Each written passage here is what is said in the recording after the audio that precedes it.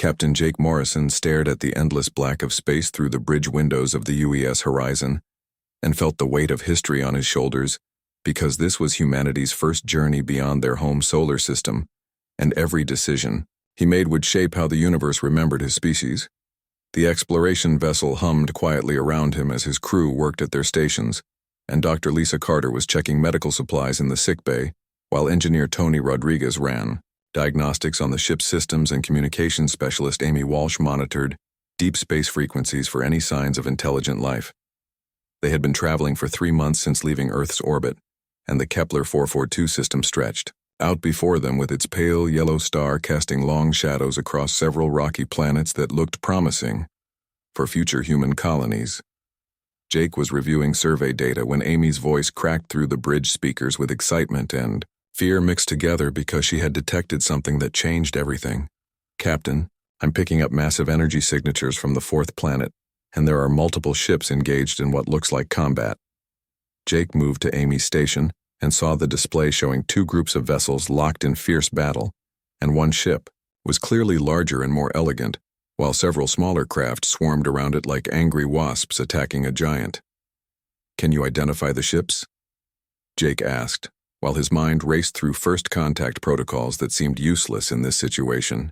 Amy shook her head, and her fingers danced across the controls as she tried to make sense of the alien technology and said, "The larger ship has sophisticated shielding and beautiful design work, but it's taking heavy damage, and the smaller ships are using some kind of energy weapons that tear through armor like paper." Tony rushed onto the bridge with concern written across his face, because the ship's sensors were detecting massive explosions and debris fields that indicated this battle was deadly serious, Captain. "That big ship is in real trouble, and their life support systems are failing, and I'm reading massive hull breaches throughout their vessel." Jake watched the tactical display and saw the elegant ship trying to fight off its attackers, but it was clearly losing because the smaller vessels moved too fast and hit too hard, while the larger ship seemed designed for exploration rather than war. Dr. Carter joined them on the bridge and looked at the medical scanners that were picking up life signs from the damaged vessel and said, "Jake, there are hundreds of beings on that ship, and many of them are injured or dying." The communication system suddenly filled with sounds that were clearly alien voices speaking in a language that Amy's computers couldn't translate, but the tone was unmistakable, because it carried desperation and fear and calls for help that needed no translation. Jake felt his protective instincts surge forward because someone was in trouble and needed help, and it didn't matter that they were alien, because suffering was universal and he had never walked away from people who needed him. "Amy, open a channel to the large ship and broadcast on all frequencies." Amy's hands flew over her controls and nodded when the channel opened, and Jake spoke clearly and calmly, even though his heart was racing. "Unknown vessel. This is Captain Jake Morrison of the human ship UES Horizon, and we see you're under attack and want to help if you'll accept our assistance." The alien voices stopped for a moment and then came back stronger, with what sounded like multiple speakers talking at once in their strange musical language that rose and fell like singing. Amy worked frantically with the translation software, and after several tense minutes she looked up with wide eyes and said, "Captain, I think they're saying yes and something about protecting someone precious, and they're asking us to help save their young." Jake knew this moment would define humanity's first contact with alien life, and he could choose to stay safe and observe from a distance or risk everything to help strangers who might not even survive long enough to thank him. The smaller attack ships noticed the horizon, and several broke off from their assault on the large vessel to investigate this new arrival, and Jake realized they had just painted a target on themselves. "Tony, bring all systems online and prepare for combat. And Dr. Carter, get the medical bay ready for wounded, because we're going to help that ship, whether the attackers like it or not." The crew moved with practiced efficiency, even though they had never faced anything like this before, and Jake felt proud of how quickly they adapted to the impossible situation. The attacking ships were fast and aggressive, and their weapons lit up space with deadly energy beams that could have torn the horizon apart in seconds. But Jake had one advantage they didn't expect, because humans fought differently than any species they had encountered. Amy broadcast human music on all frequencies and let them hear something they've never experienced before. Classical music filled the communication channels, and seemed to confuse the attackers for just a moment, and that was all Jake needed to prove. That humans were unpredictable and dangerous in ways that couldn't be measured. Tony, use the asteroid field to our advantage and show them how humans learned to fight in the belt mines back home. The Horizon dove between floating rocks and used them as shields while Tony fired the ship's mining lasers with precision that came from years of cutting through space debris, and the attacking ships found themselves facing an opponent who turned obstacles into weapons. Jake watched the tactical display and saw that the elegant alien ship was launching escape pods toward the Horizon and realized they were entrusting their most precious cargo to complete strangers because they had no other choice. Dr. Carter, prepare to receive survivors and treat them as if they were human children, because someone's family is about to become our responsibility. The battle raged around them as the Horizon dodged and weaved through space while protecting the escape pods, and Jake felt the weight of every decision because one mistake could mean death for everyone under his protection. One escape pod's trajectory was wrong, and it tumbled toward an asteroid that would crush it, and Jake didn't hesitate before ordering Tony to intercept it, even though that meant exposing the Horizon to enemy fire. The ship shuddered under weapons impacts as they caught the pod and brought it aboard, and Jake knew they had just saved someone's life, even if they didn't know whose. The attacking ship seemed to realize they were fighting something new and dangerous and began to withdraw, but not before launching one final assault on the crippled alien vessel that lit up space with explosions. When the smoke cleared, the attackers were gone and the beautiful alien ship was dark and drifting, and Jake knew that whatever happened next would change humanity's place in the universe forever. Jake Morrison walked through the corridors of his ship toward the cargo bay, where they had brought the alien escape pod, and his mind was filled with questions about what they would find inside, because this was humanity's first face-to-face meeting with intelligent life from another world. Dr. Lisa Carter was already in the cargo bay with her medical equipment ready, and Tony Rodriguez stood by with engineering tools in case the pod's systems were different from anything they understood, and Amy Walsh had portable translation devices that might help them communicate with whoever was inside. The escape pod was beautiful in a way that made Jake think of ocean shells and flower petals, because its surface was smooth and curved with patterns that seemed to flow like water frozen in time, and it was clearly made by beings who valued art as much as function. Life signs are strong, but the occupant appears to be unconscious, Dr. Carter said while scanning the pod with her medical sensors. And Jake could hear concern in her voice because treating an alien patient was beyond anything she had trained for. Tony found what looked like an opening mechanism, and the pod opened with a soft hiss of escaping atmosphere, and inside they found something that changed everything. Jake thought he knew about the universe. The being inside was small and clearly young, with delicate features that reminded Jake of his own daughter back on Earth, and she had pale blue skin that seemed to glow softly, and silver hair that moved like it was underwater even though there was no breeze. Her clothing was torn and stained with something that might have been blood, and she had injuries on her arms and face that looked painful. And Jake felt his protective instincts surge because this was someone's child and she was hurt and afraid. "She's just a kid," Amy whispered, and Jake could hear the wonder in her voice because they were looking at proof that the universe was full of life and that life could be beautiful and precious regardless of what planet it came from. Dr. Carter began scanning the young alien with her medical equipment while speaking in soft, gentle tones that needed no translation, because kindness was universal, and the girl's eyes fluttered open to reveal deep purple irises that seemed to hold starlight. The alien child looked around the cargo bay with fear and confusion, and when her gaze fell on Jake, she tried to move away, but her injuries made her gasp with pain. And Jake slowly knelt down beside the pod to make himself less threatening. "It's okay," Jake said softly while holding his hands where she could see them and making no sudden movements because scared children were the same everywhere and needed patience and gentle care. The girl looked at Jake with those amazing purple eyes, and he could see intelligence there along with fear and pain and something else that might have been hope, because even though he was alien to her, she could sense that he meant no harm. Dr. Carter worked carefully to treat the girl's injuries while Jake stayed close and spoke in calm, reassuring tones. And gradually the young alien began to relax because actions spoke louder than words, and these strange beings were helping her instead of hurting her. Amy's translation device began picking up sounds the girl made and slowly started building a basic vocabulary. And the first word that came through clearly was something that sounded like mama, which made Jake's heart ache because this child was lost and looking for her mother. "We're going to take care of you," Jake said while gently touching the girl's hand. And she didn't pull away because even across the vast differences between their species she could recognize the promise of protection in his voice. Over the following hours, Jake stayed with the alien child while his crew worked to make her comfortable, and Dr. Carter determined that her biology was similar enough to humans that basic first aid would help. Herheel and Amy made progress with the translation software. The girl was clearly intelligent and began picking up simple English words with amazing speed, and she seemed especially interested in Jake and would watch him with those starlight eyes. Whenever he was in the room, Jake found himself thinking of her as a daughter figure because her mannerisms and expressions reminded him so much of human children. And when she smiled for the first time, it was like watching the sun rise over Earth's horizon. Guardian was the first English word she learned to say clearly, and she would point at Jake whenever she said it, and Amy's translation device suggested it meant protector or keeper of safety, which made Jake feel both honored and responsible. The child's name was something musical and flowing that the translation system rendered as Kira, and when Jake repeated it back to her, she clapped her hands together with delight because he had gotten it right.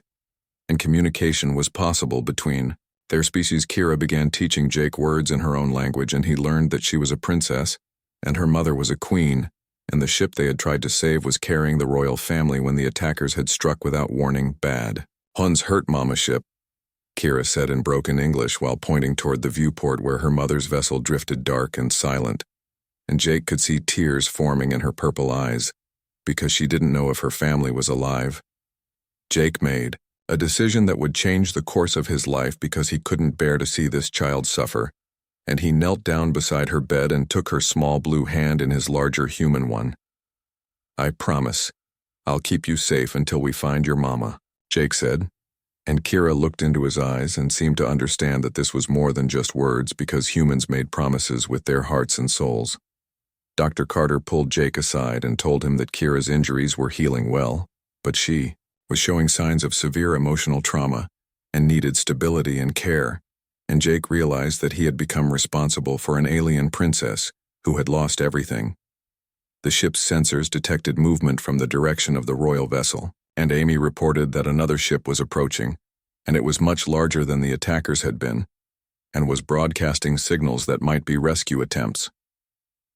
Jake ordered the crew to battle stations because they didn't know if this new ship was friend or enemy, and Kira became agitated when she heard the alert sirens and reached for Jake with desperate hands. "Guardian, stay," she said with fear in her voice, and Jake realized that in just a few hours, this alien child had come to depend on him for safety and comfort, and he couldn't abandon her now even if it meant facing an entire alien fleet. The approaching ship was magnificent and clearly built by the same civilization that had created Kira's escape pod, because it had the same flowing artistic lines and beautiful proportions, and it was easily 10 times larger than the Horizon. Amy's communication systems came alive with transmissions in Kira's language, and the translation software worked frantically to decode messages that seemed to be searching for someone precious and lost, and Jake realized they had found the rescue fleet. Kira heard the transmissions and began crying tears of joy while speaking rapidly in her own language and pointing at the view screen where her people's ship grew larger and more beautiful as it approached. Jake felt relief that Kira would be reunited with her family, but also a strange sadness because in just a few hours this brave little princess had become important to him, and saying goodbye was going to be harder than he expected. The rescue ship that approached the horizon was like nothing Jake Morrison had ever seen, because it moved through space with grace that seemed impossible for something so massive, and its hull gleamed with colors that shifted like oil on water and made the human vessel look crude and primitive by comparison. Princess Kira became more excited as the ship drew closer, and she pressed her face against the viewport while speaking rapidly in her musical language, and Jake could hear joy mixed with worry in her voice because she didn't know what had happened to her family during the attack. Amy Walsh worked frantically with the translation systems as messages poured in from the alien vessel, and gradually the meaning became clear because the newcomers were indeed Kira's people. and they were searching desperately for their lost princess. "Guardian Jake," Kira said while tugging on his sleeve and pointing at the approaching ship. "Mama ship come for Kira, but Kira stay with Guardian Jake because Guardian Jake keep Kira safe." Jake felt his heart break a little because this brave child had formed such a strong attachment to him in just a few hours, but he knew she belonged with her own people and family, and his job was to keep her safe until that reunion could happen. Dr. Lisa Carter approached them with her medical scanner and told Jake that Kira's injuries were healing faster than human children would recover, and her species seemed to have remarkable regenerative abilities that made her stronger than she looked. Tony Rodriguez reported that the alien ship was massive beyond imagination, and its technology was centuries ahead of anything humans had developed, and its weapons could destroy the horizon without effort, if they chose to be hostile. The communication channels filled with what sounded like multiple voices speaking at once, and Amy's translation software identified them as royal guards and military commanders and scientists, all trying to understand what had happened to their princess. Jake made the difficult decision to respond to their communications because hiding would only make things worse, and Kira's people deserved to know that their princess was alive and safe aboard the human vessel. This is Captain Jake Morrison of the human exploration ship UES Horizon. He broadcast on the frequency Amy had identified as their command channel. "We rescued Princess Kira from an escape pod after attackers damaged your vessel, and she is alive and well aboard our ship." The alien communications stopped for several long moments and then resumed with what sounded like urgent discussions and debates. And Kira listened carefully before explaining to Jake that her people were surprised that aliens had saved their princess. Amy reported that the alien ship was requesting permission to send a shuttle to retrieve Kira, and Jake agreed because reuniting the child with her family was the right thing to do, even though saying goodbye would be painful. Kira became agitated when she heard about the shuttle and grabbed Jake's hand with both of her small blue ones and said, "Guardian Jake, come with Kira because Kira need Guardian Jake to stay safe and Mama need to meet Guardian Jake." Jake tried to explain that he had his own ship and crew to think about, and that Kira would be safer with her own people. But the princess was remarkably stubborn and refused to let go of his hand. The alien shuttle that approached the horizon was beautiful, like everything else from their civilization, and it docked with their airlock with precision that spoke of advanced technology and centuries of space travel experience. Jake accompanied Kira to the airlock because she refused to go without him, and when the shuttle doors opened, they revealed 3 tall, graceful beings who were clearly Kira's species, but fully grown and wearing elaborate clothing that marked them as royal guards. The guards spoke to Kira in their flowing language, and she responded rapidly, while pointing at Jake and using the word guardian repeatedly. And Jake could see surprise and confusion on their alien faces. One of the guards approached Jake and spoke in heavily accented English because their translation technology was apparently much better than humanity's, and said, "The princess claims you are her guardian and that you saved her life and protected her from harm." Jake nodded and said, "I did what anyone would do for a child in danger, and I'm glad she's safe and can return to her family." The guard studied Jake with large golden eyes and said, "Among our people a guardian is more than a protector, and it is a sacred bond that cannot be broken lightly, and the princess has chosen you for this honor." Kira stepped between Jake and the guard and spoke firmly in her own language before switching to English and saying, "Guardian Jake, come with Kira to see Mama Queen because Guardian Jake saved Kira and keep Kira safe, and now Guardian Jake part of Kira family." Jake felt overwhelmed by the implications of what Kira was saying because he had his own life and responsibilities, and couldn't just abandon everything to become some kind of alien guardian. But the look in Kira's purple eyes made it hard to refuse. The guards exchanged glances and the leader said, "The princess insists that you accompany her to meet Queen Zara, and if you refuse, she says she will not leave your ship, and our queen has ordered that the princess wishes be honored." Dr. Carter touched Jake's shoulder and said, "Jake, I think you need to go with her because she's been through trauma, and you represent safety to her, and forcing a separation might cause psychological damage." Jake looked around at his crew and saw understanding in their faces because they all recognized that this was bigger than any one person's comfort and that Kira's well-being had to come first. "I'll come with you to meet your queen," Jake told Kira, and she smiled so brightly that it seemed to light up the entire airlock, and she hugged his arm, with obvious relief. The shuttle ride to the alien ship was brief but amazing because Jake could see the incredible technology surrounding him, and the guards treated him with respect that seemed reserved for someone of great importance. When they arrived at the main ship, Jake was escorted through corridors that were more like art galleries than hallways, and everything was designed with beauty and function combined in ways that showed how advanced this civilization had become. Kira held Jake's hand during the entire journey and chattered excitedly in both her language and broken English while pointing out things she thought he would find interesting and acting like a tour guide in her own home. The royal quarters were vast and elegant and filled with beings who were clearly nobility and court officials, and they all stopped what they were doing to stare at the human who had somehow become their princess's guardian. At the center of the room sat a figure who could only be Queen Zara, and she was tall and regal with the same purple eyes as her daughter, but older and filled with wisdom and authority that made Jake feel like he was meeting royalty from Earth's ancient legends.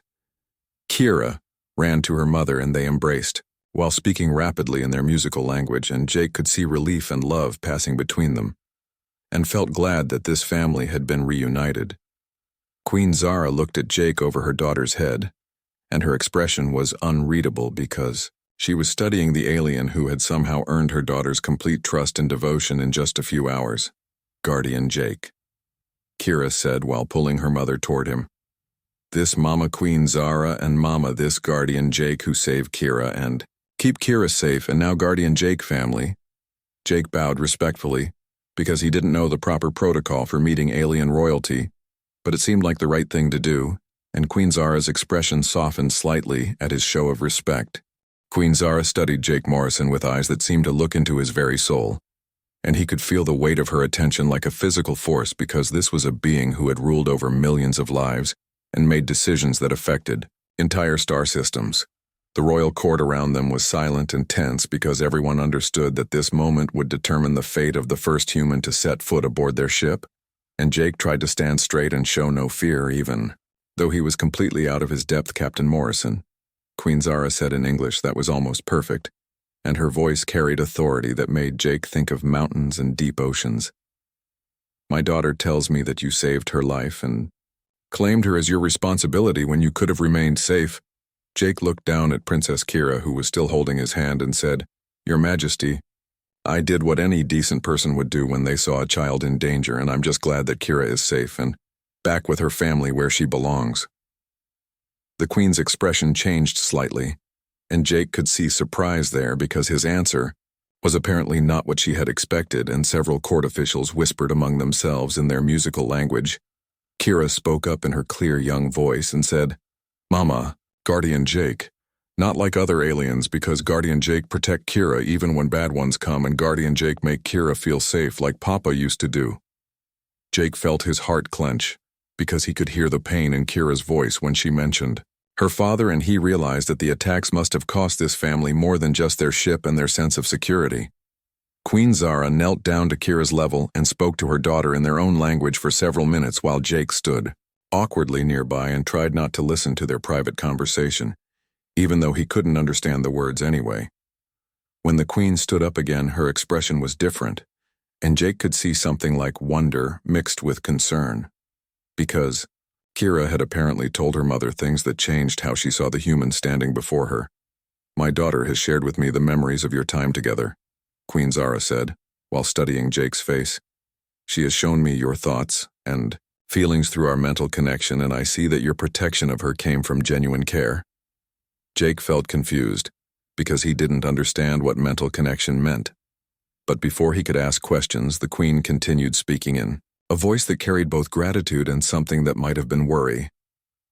"Among my people there is an ancient tradition called the Soul Guard Bond, and it occurs when someone protects our young with such pure intention that a psychic link forms between protector and child."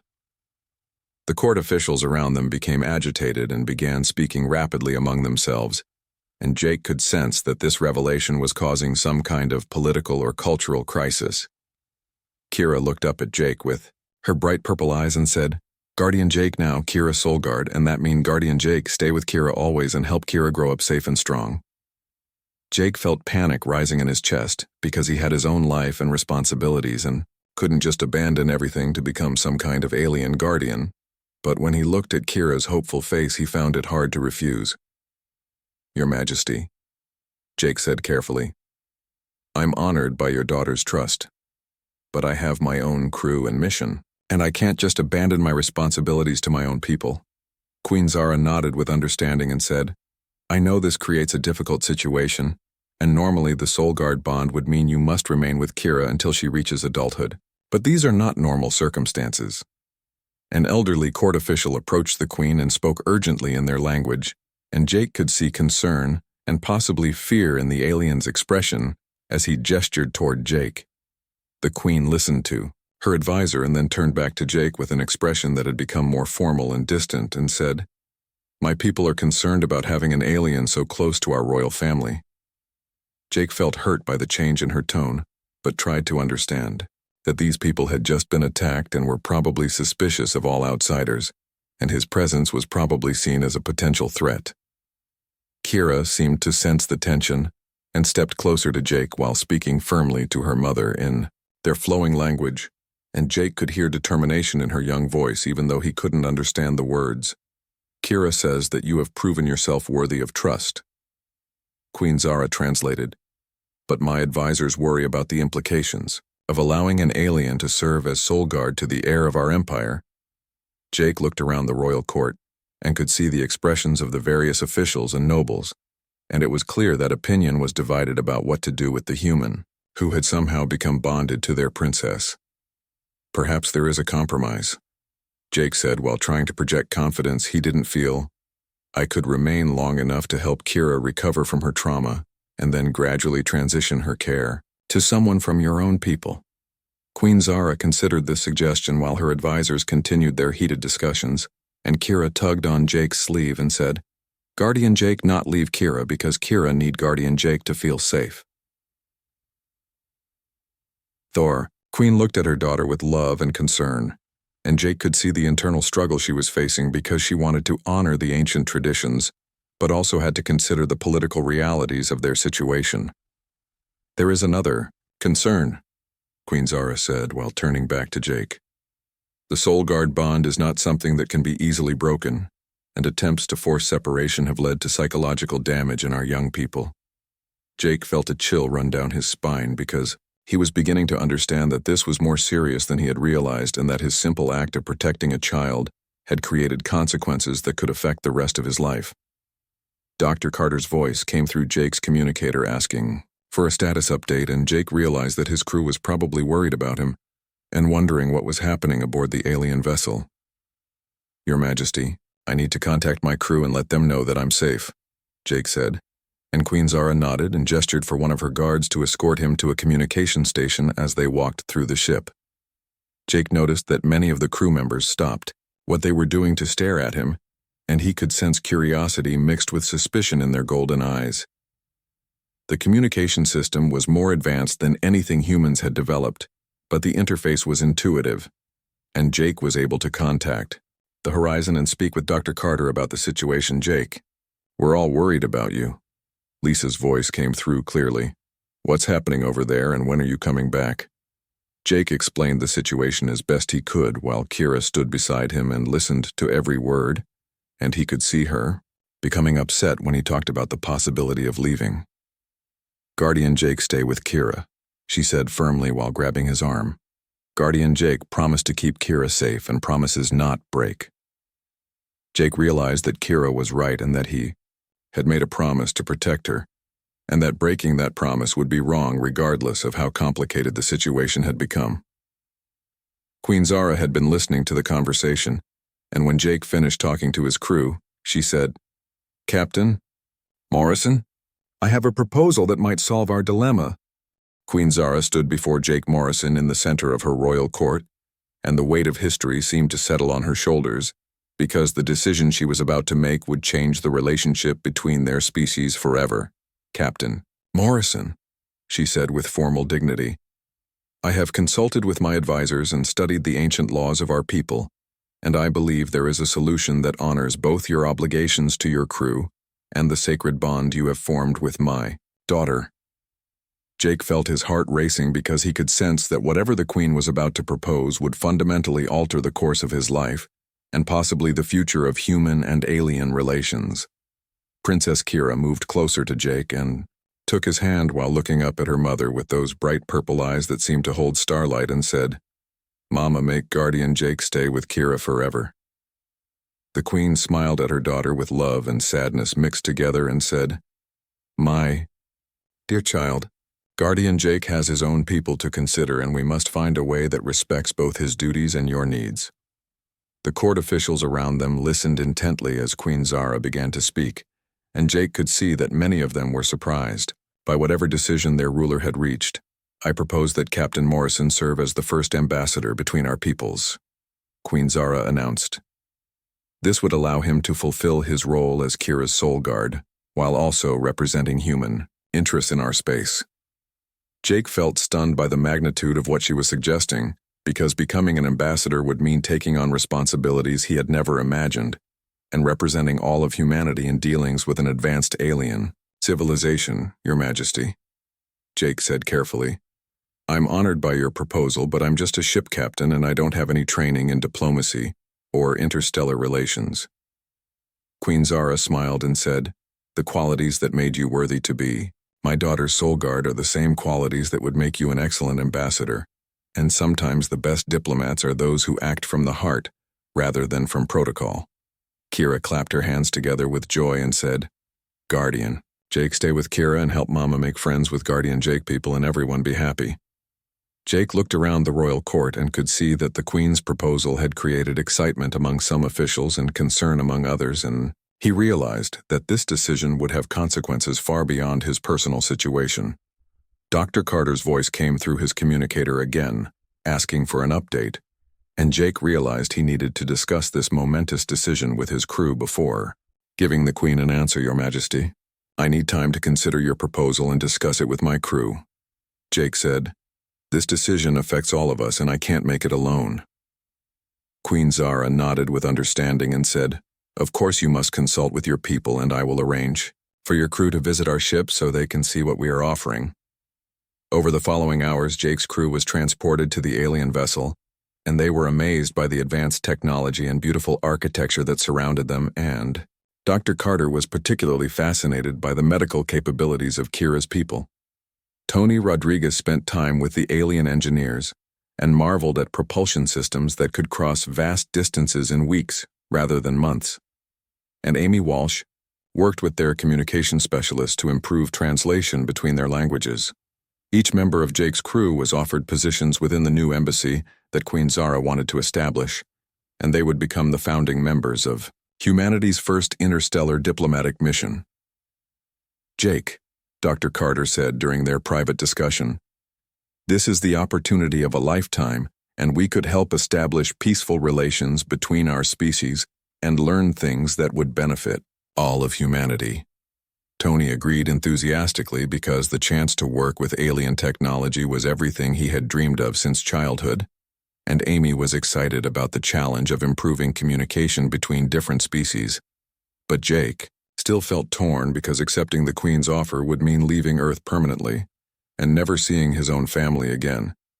And that sacrifice seemed too great, even for such an important mission. Kira seemed to sense his internal struggle and approached him with tears in her purple eyes and said, "Guardian Jake not want to stay with Kira because Kira not good enough for Guardian Jake." Jake knelt down and took the princess's small blue hands in his and said, "Kira, you are wonderful and I care about you very much, but I have family on Earth who need me too." The Queen overheard this conversation and called Jake aside for a private discussion, and when they were alone she said, "Captain Morrison, I understand your dilemma and I have another proposal. What if the embassy was not permanent?" Queen Zara continued, "What if you could travel between our worlds and serve as a bridge between our peoples while maintaining connections to your own family, Jake?" felt hope rising in his chest because this solution would allow him to honor his commitment to Kira, while not completely abandoning his old life and responsibilities. "You would spend part of each year with us helping Kira grow and learn," the Queen explained, "and part of each year on Earth maintaining your relationships there, and the embassy would become a model for cooperation between our species." Kira heard this proposal and smiled brightly because it meant her guardian Jake would stay in her life while also being happy, and the compromise satisfied her sense of fairness.